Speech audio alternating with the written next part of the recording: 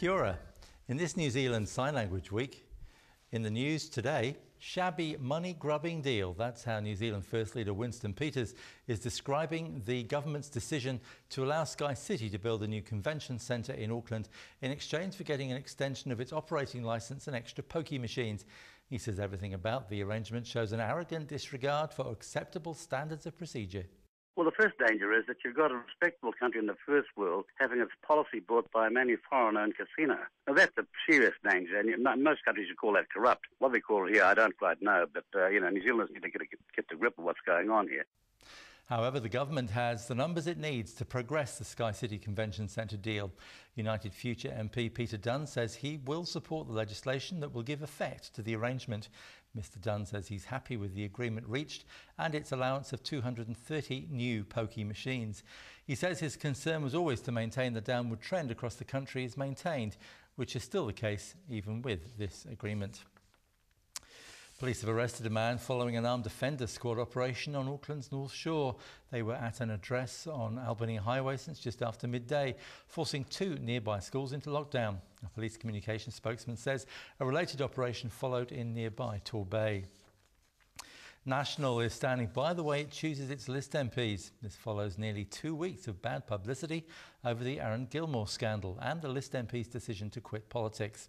It was National's list selection process that put Mr Gilmore in a position in the first place to get into Parliament, but National Party President Peter Goodfellow says they've always been aware of the need to have good quality candidates on the list and to do a thorough job to understand exactly who their candidates are. Two 10-year-olds were among 19 people shot and wounded at a Mother's Day parade in New Orleans. Most of the victims were grazed, but 3 are said to be in hospital in a serious condition. The FBI says this was not a terrorist action, but blames what it calls street violence. New Orleans Mayor Mitch Landrieu says the community must show a zero-tolerance approach to such street violence. We saw this, 6 or 7 months ago on Bourbon Street during one of our major events, and this is one of the really kind of crazy, unnatural things about what these young men are doing in the city of New Orleans, and the only way to do it is to everybody find out who they are and to stop them from doing it. The ballot's being sorted for New Zealanders who want to attend 100-year anniversary commemorations at Gallipoli in 2015. In total, 2,000 passes are being made available for New Zealand citizens, with application for places to begin from this November. 200 will be reserved for direct descendants of Gallipoli veterans. Overseas again, and veteran US broadcast journalist Barbara Walters is retiring. The 83-year-old is set to sign off in the middle of next year. Walters will remain the executive producer of her talk show The View, which she first produced in 1997. Well, this week is New Zealand Sign Language Week, and Deaf Aotearoa is calling on all of us to learn 25 NZSL signs. The week's run annually by Deaf Aotearoa to promote NZSL as an official language of New Zealand and to raise awareness about the deaf community.